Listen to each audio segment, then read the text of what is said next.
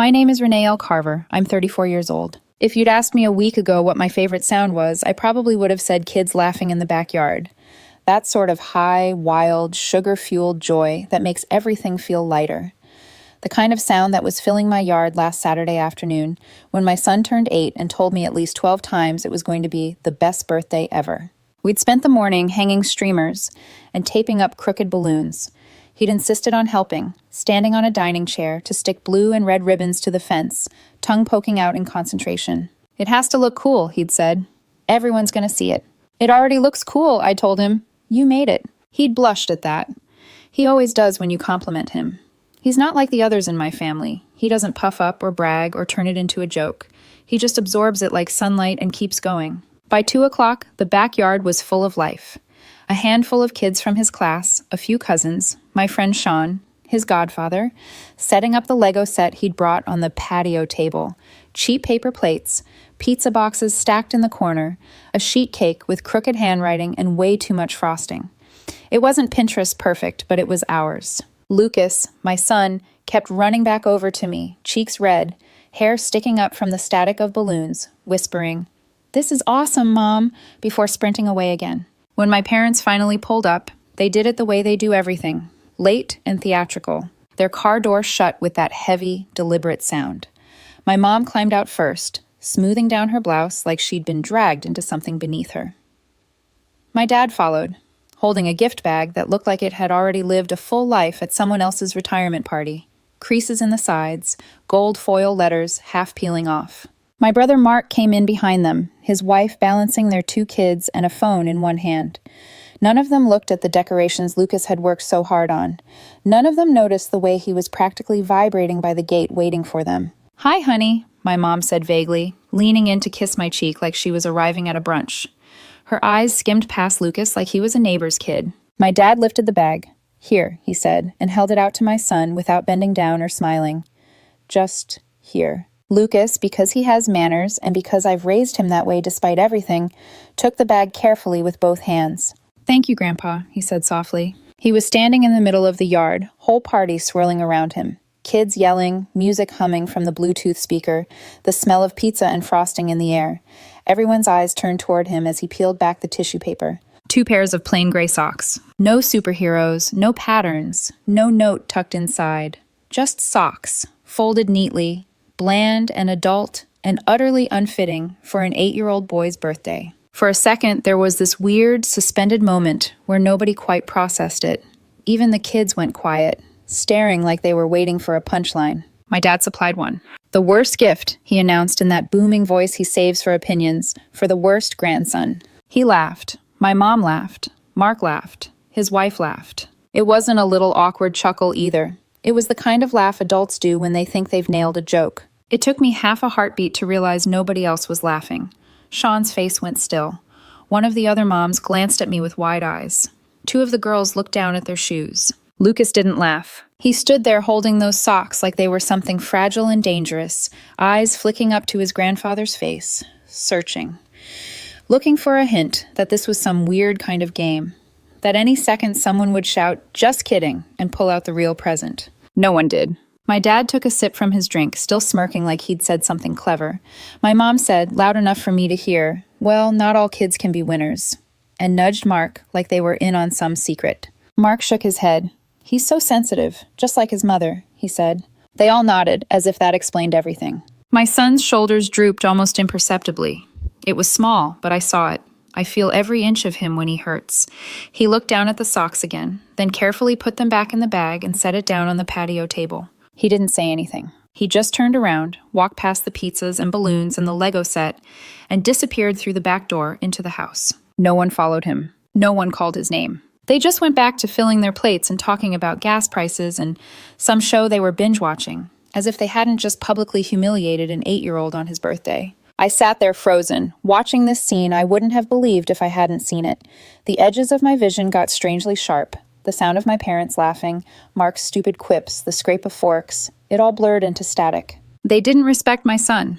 It hit me with a clarity that almost knocked the wind out of me. They never have. To them, the grandchildren were scoreboard pieces, medals, grades, goals, trophies. My niece, who plays soccer and racks up goals every season. Golden. My nephew with the spelling bee trophies. Golden. Easy to brag about, easy to parade. But Lucas? He's quiet, sensitive. The kid who remembers your favorite color and makes you a card with glitter glue and 3 misspelled words because he wants you to smile. The one who'd rather read than shove.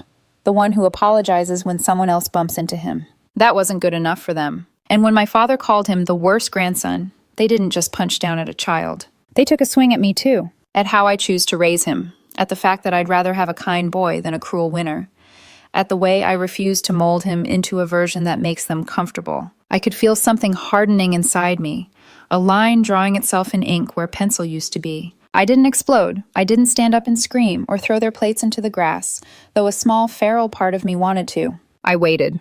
20 minutes. 20 full minutes of listening to their conversation roll on. Of my mom making some comment about kids these days, and my dad chuckling like he was wise instead of cruel. Of Mark muttering something about dramatic types, while his own children sprinted around the yard, knocking cups off tables. I counted them by songs on the speaker. After the 3rd song ended, I stood up. I walked into the house, through the kitchen, past the trail of party debris, and up the stairs. Lucas's door was half open. I knocked lightly and pushed it open. He was sitting on the floor, cross-legged, the half-built spaceship from earlier in front of him. He wasn't crying, not loudly anyway. His face was tight, the kind of tight that comes when a kid is trying to be brave so no one calls them a baby. "Hey," I said softly, sitting down beside him. "You okay?" He shrugged. "I'm fine." He wasn't. I picked up one of the tiny Lego pieces and rolled it between my fingers. "Do you want everyone to leave?" I asked. "We can end the party early if you want. We can just hang out with Sean and your friends." He thought about it for a long moment. Then he nodded. "Yes," he said. His voice was small but steady. "I don't want them here." That was all I needed. I kissed the top of his head, got up, and crossed the hall to my room. Opened the desk drawer. Pulled out the folder I'd prepared 2 weeks earlier but hadn't actually planned to use. Not until now. Inside was a copy of Mark's lease agreement, with me listed as guarantor, and a letter I'd drafted and signed. The letter was short and to the point. Effective immediately, I will no longer be responsible, financially or otherwise, for your rent, utilities, groceries, car insurance, or any other recurring expenses. This is not temporary. This is final. My name at the bottom, black ink. No room for misinterpretation. I'd written it one night after paying his rent for the 12th month in a row, listening to him complain on the phone about how kids are expensive, while I scraped coins out of my console to buy my own son a field trip ticket. I hadn't meant for today to be the day I used it. But then again, I hadn't planned on them calling my child the worst grandson either. I went back outside, folder in hand. The sunlight felt harsher now, bouncing off the folding tables. My family was still sat around, plates half empty, voices too loud. I didn't clear my throat or call attention to myself. I just walked up to Mark and dropped the folder on the table in front of him. He frowned. "What's this?" "Open it," I said. He flipped it open, eyes scanning the first page. His face went from annoyed to blank in 3 seconds flat. His hand tightened around the paper. "What is this supposed to mean?" he asked, though he already knew. My dad squinted. "What's going on?" My mom leaned forward. "Renee?" No one laughed now. I didn't give a speech. I didn't justify myself. I didn't remind them that for over a year, I'd been wiring almost $3,000 a month into Mark's life, so his wife could stay home and he could figure things out without ever actually figuring them out. I turned and walked back into the house to my son. The party, as far as my parents and my brother were concerned, was over. They just didn't know it yet. The air outside was thick with confusion when I left my family at the table. Conversations didn't even trail off. They simply died, like someone had hit a mute button. I didn't care. I closed the sliding door behind me and walked straight to Lucas's room. "Hey, sweetheart," I said softly as I sat beside him on the carpet. He didn't look up. He was clicking Lego bricks together with precise, careful hands, the way he always did when he was trying not to feel something. I touched his shoulder gently. "Do you want me to ask everyone to go home?" He hesitated, then he whispered, "Yes, please." That was enough. I kissed the top of his head. Okay. And for the first time in my adult life, I made a decision entirely for us, with no thought to what my parents or my brother might think. I walked back to the yard and stopped at the head of the folding table where my family sat. "The party's over," I said. My voice wasn't loud. It didn't have to be. My dad blinked. "What? Are you serious?" "Yes," I said. "You need to leave." My mom scoffed like I'd just told her the earth was flat. "Honey, you're upset. Let's just come." "You need to leave," I repeated. "Now." My brother was still staring at the papers in the folder, like they were written in a language only the damned could read. My sister-in-law murmured something to him, maybe say something, but he didn't. He just sat there, realizing for the first time what a life without my wallet would look like. Only Sean and the kids' friends stayed. They were the only ones who actually came for Lucas. Everyone else shuffled away in stunned silence. My mom tried one last attempt at emotional CPR on her way out. "This was just a joke," she insisted. "You're overreacting. He wasn't even crying that badly." Not even crying that badly. It was miraculous how quickly a sentence could turn my blood cold. I didn't say another word. I just held the door open until they left. Once the yard was empty of everything that had ruined the afternoon, I went back to Lucas's room. He was still on the floor, still building, but when he looked up and saw only the kids he invited and his godfather outside, I swear his whole body loosened. "Can we still have cake?" he asked softly. "Absolutely," I said. We lit 8 candles. He blew them out. His smile wasn't as bright as it had been in the morning, but it was real, and that was enough. For the next 24 hours, my phone was mercifully quiet. Then the storm arrived. First came Mark. Call 1, missed. Call 2, missed. Call 7. Call 11. Voice note. Another voice note. I didn't listen at first. Not until curiosity won. His messages were a beautiful blend of rage and panic. "Renee, what the hell is wrong with you? You're blowing this up over socks. You're ruining my kids' lives because you can't take a joke. This is insane. You owe me a heads up before pulling support." A heads up. 14 months of covering his rent, utilities, car insurance, groceries, and unexpected childcare costs. And he believed I owed him a heads up that his free ride was over.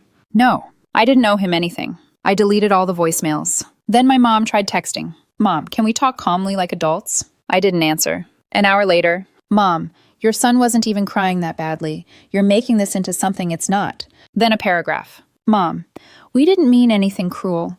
He's just not like the others. He needs to toughen up. You shelter him too much. It wasn't personal." I stared at the screen. They called him the worst grandson. On his birthday, in front of a yard full of kids, and laughed. Lucas walked away humiliated. Not one of them followed. Not one asked if he was okay. And my mother had the audacity to tell me it wasn't personal. What they didn't realize was that Lucas wasn't the only one they'd insulted. They'd insulted my motherhood, my choices, my values, my gentle boy they never deserved. No, it wasn't personal to them, but it was deeply personal to me. The following week, the consequences started snowballing. Mark attempted to transfer money to his landlord. He couldn't even cover a third of the rent. That evening, he left another voicemail. "You can't do this. I have 2 kids. You should have warned me. Be an adult and talk to me." I didn't respond. Not because I was cruel, but because I'd already been the adult for too long. 2 days later, the landlord called me. "Hi, Ms. Carver. Just confirming you're withdrawing as guarantor for Mark Carver's unit?" "I am." "Are you sure? There will be an eviction process at the end of the month." "Yes," I said, "I'm sure." He sighed a heavy, empathetic sigh. Understood. I hung up and went to check on Lucas. He was lying on his stomach on the floor, spaceship now fully assembled, making those soft whooshing sounds kids make when they think no one's watching. The light from the window hit his hair just right, making it glow like copper. He looked up at me and grinned. A small, honest grin. Somewhere in the chaos of the past week, I realized something. My son smiled more in moments without my family than he ever did with them. That alone was worth every severed tie. 2 more days passed, then came the knock. I opened the door to find my parents standing on my porch, stiff and uncomfortable, like children waiting outside a principal's office. Mom spoke first. "We're worried about the family falling apart," she said. "You're letting a childish misunderstanding hurt everyone." I didn't invite them in. "Do you remember what you gave him?" I asked quietly. She blinked, confused. "What?" "Socks," I said, "plain gray socks. And you called him the worst grandson on his birthday." She shifted, eyes darting to my dad for backup. "Renee, you're being emotional." "I'm being a mother," I corrected. Dad cleared his throat, stepping forward. "Do you really plan to leave Mark and his kids without a place to live?" I didn't blink. "That's not my problem anymore." Mom scoffed. "Do you expect us to pick up the slack?" For the first time in the entire conversation, I smiled. Calm, sharp, certain. I didn't answer. Their silence felt heavier than their words. They left without hugging me, without apologizing, without even pretending to understand. Good. Understanding wasn't needed. Distance was. By the end of that week, Mark's eviction notice was official.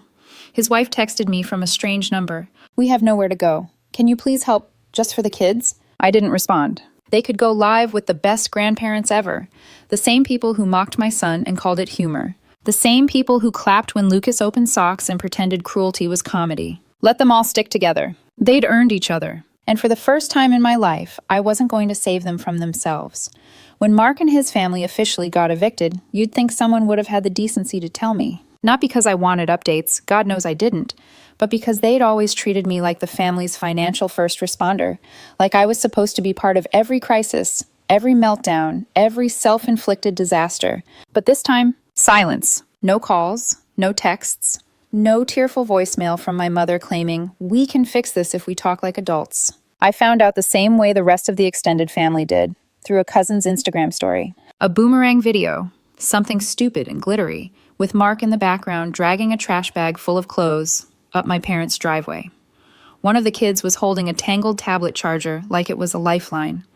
My mother stood on the porch, directing traffic with that strained but proud look she reserves for moments when she thinks she's performing sainthood. The caption read, "Family sticks together." I didn't laugh, I didn't cry, I didn't comment. I just screenshotted it, set the phone down and thought, sticks together like gum on the bottom of a shoe. Because that's what it was. Not unity. Adhesion. A sticky, unwanted mess no one knew how to remove without tearing everything around it. They'd moved in 3 days before the eviction date. No warning, no message, not even a smug, "We figured it out without you." They just slid into my parents' lives like an overdue bill. And they were proud of it. For the first week, my mother acted like she was starring in a Facebook drama called Saint of the Year. She rearranged the living room, posted photos of the air mattress propped between 2 end tables like she was unveiling a charity project. She captioned one photo, "We do what we must. Family first." Not a single mention of the person who'd been paying their rent for 14 months. Not a whisper of the daughter whose silence forced them to acknowledge reality. Nope. In her version of events, she and my father were the heroes, the saviors, the benevolent grandparents stepping up in a time of crisis. They soaked in the attention, the comments, the praise. From the outside, it almost looked noble. From the inside, a pressure cooker. The first cracks appeared 2 weeks in. Picture this. Mark, unshaven, sitting on my parents' couch in pajama pants, a gaming controller in one hand and a half-eaten bag of chips in the other. His 2 kids tearing through the hallway like small tornadoes, arguing over a tablet. My sister-in-law sprawled out scrolling TikTok, earbuds in, disappearing into the algorithm. And my parents, the same people who once judged my housekeeping skills because Lucas left Legos on the stairs, were drowning in chaos they absolutely invited. My father started snapping at everyone. My mother started stress cleaning every surface in sight. And still, not once did they admit what everyone else could see. They had unleashed a nightmare they could not manage. But instead of confronting the problem, they turned back to their favorite coping mechanism. Me. At first, it was subtle. "Mom, do you know any affordable grocery delivery services? Things are a little tight with 4 extra mouths." Mark. "Hey, do you know how government benefits work? Just curious." Curious, right. Then it got bolder. My dad called late one night, voice heavy with what he thought sounded like reason. "We've taken them in, but this isn't sustainable long term. Maybe you could help out just a little? For the kids. They're innocent." I took a breath, a deep one. "I already helped," I said. "Renee, be reasonable." "For 14 months, I continued calmly. $3,000 a month. Rent, groceries, insurance, utilities, everything." While they all laughed at my son on his birthday. He went silent. "This is different now," he muttered eventually. "You're right," I said. "It is." And I hung up. By week 4, things inside my parents' house hit full meltdown. Not that they told me that. I heard it through Erica, my cousin, the family's unofficial historian. "Your mom called my mom sobbing," she said, not bothering to lower her voice. "Apparently your brother is a nightmare to live with. His wife doesn't help with anything. The kids are wild, and your dad's about to lose it." I said, flipping through a cookbook. "Tragic." She also said the house smells like stale peanut butter and despair. Accurate. But the part that hit hardest wasn't the drama. It was when Erica repeated what my mom had cried into the phone. "We should never have treated Lucas that way. This is karma." Good. Let them taste it. A few days later, my sister-in-law texted from a number I didn't know. "Hey, we're feeling a little overwhelmed here. Do you think the kids could come visit? They miss their cousin." The audacity made my teeth hurt. I didn't respond. Instead, I showed the message to Lucas. He looked up after reading it, thoughtful, then shrugged. "They're only nice when they want something," he said. 8 years old. 8. And he already understood emotional manipulation better than the adults who weaponized it. I kissed the top of his head. "You're right," I said. And that was that. But the real explosion, the one that made everything unravel, That came in week 6. A full police cruiser, parked in front of my parents' house at midnight. Erica called the next morning. "You're not going to believe this," she said, voice buzzing with the kind of stunned amusement only family catastrophe can evoke. "But the cops were at your parents' place last night." My heart didn't even jump. It just exhaled, like it had been expecting this. "Why?" I asked. "Oh, everything," Erica said.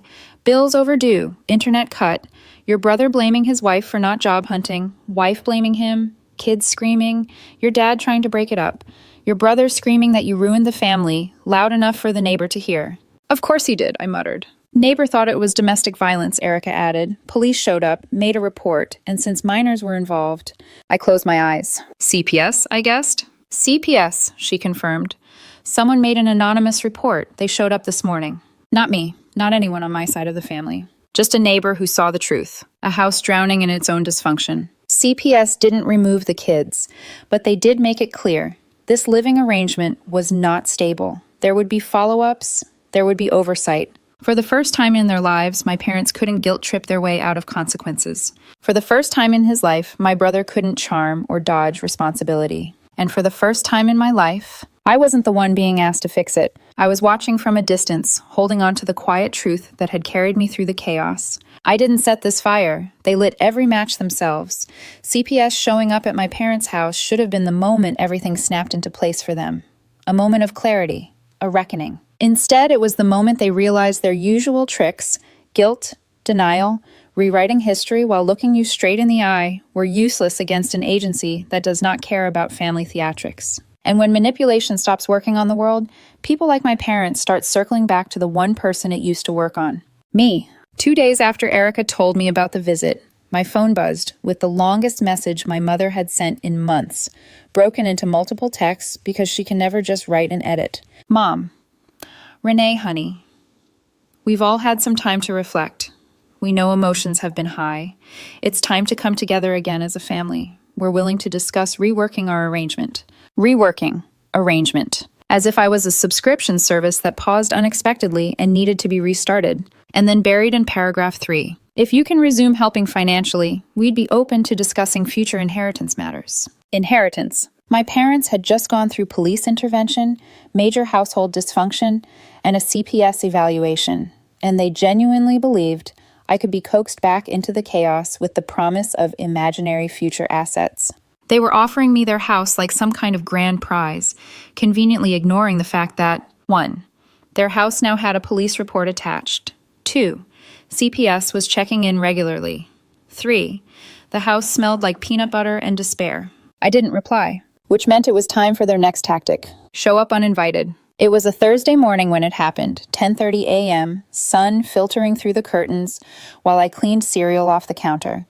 Lucas was in the living room, humming to himself as he worked on a puzzle. A knock sounded at the door. A soft one. Not urgent, not frantic, just expected. I peeked through the peephole. My mother stood on my porch, holding a Tupperware container of banana bread like it was a peace treaty. "Your favorite," she said when I cracked the door open. I hadn't mentioned liking banana bread since I was 14, but she said it like she expected the nostalgia to melt me on the spot. I didn't open the door further. I didn't take the bread. Instead, I asked, "Why are you here?" She sighed dramatically, an actress in a play where she's the misunderstood matriarch.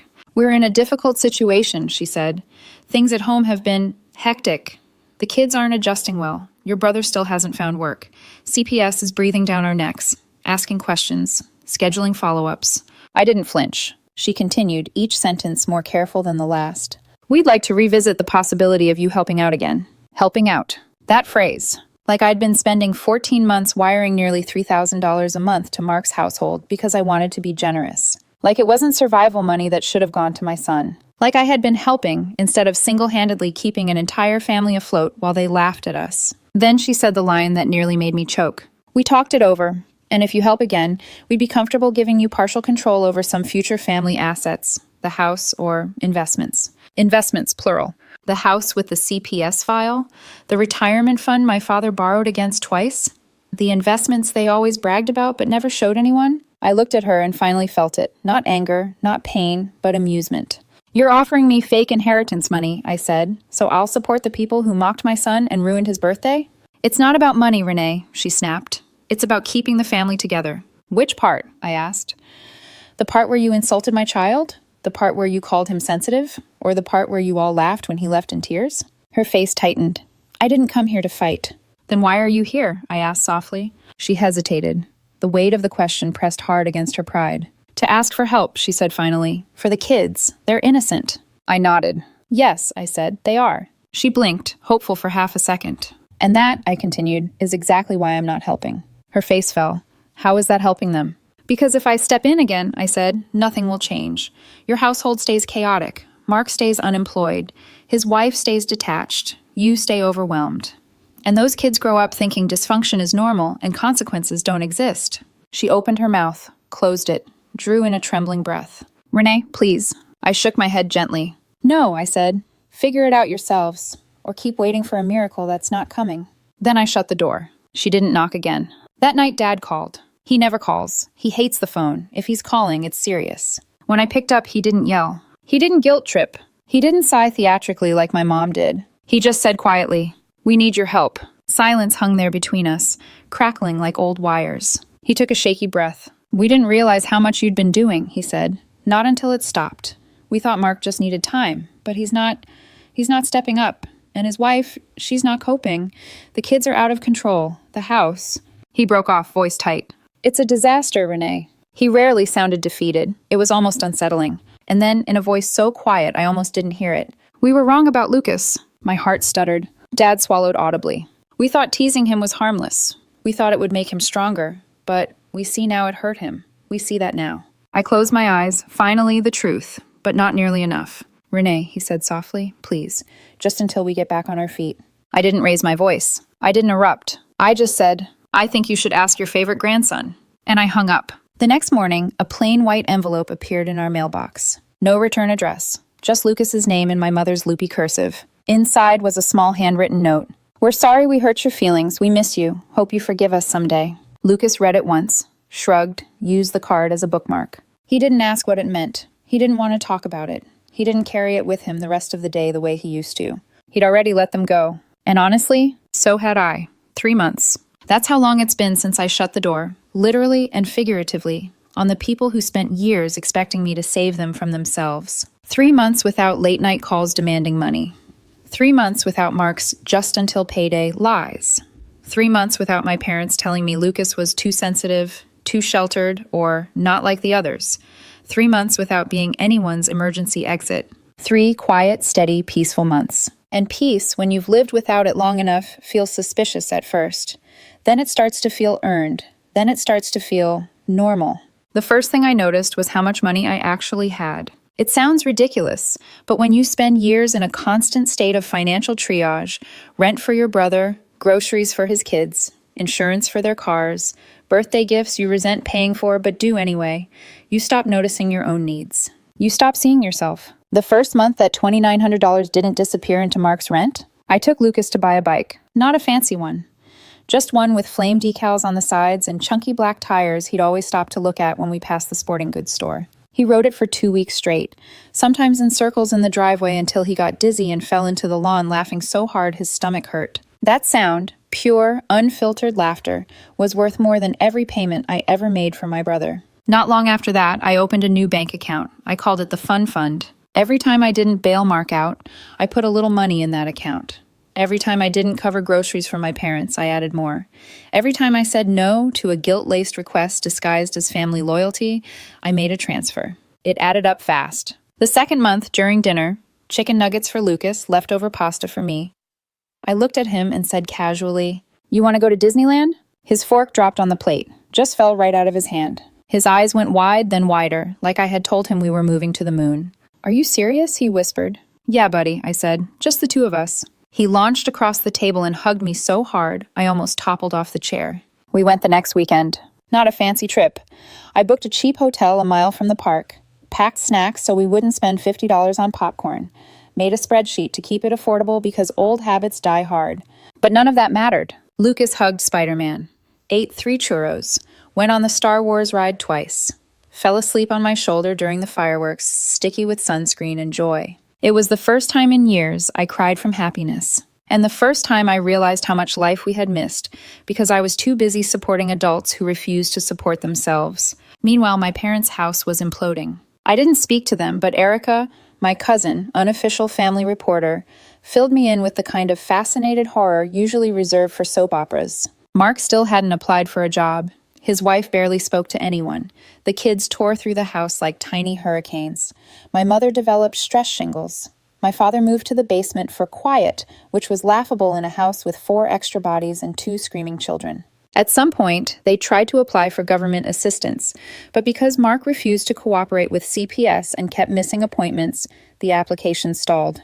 The house was in chaos. Bills overdue, electricity flickering, neighbors complaining, CPS scheduling more check-ins. And through all of this, no one called to apologize. No one admitted they'd hurt Lucas.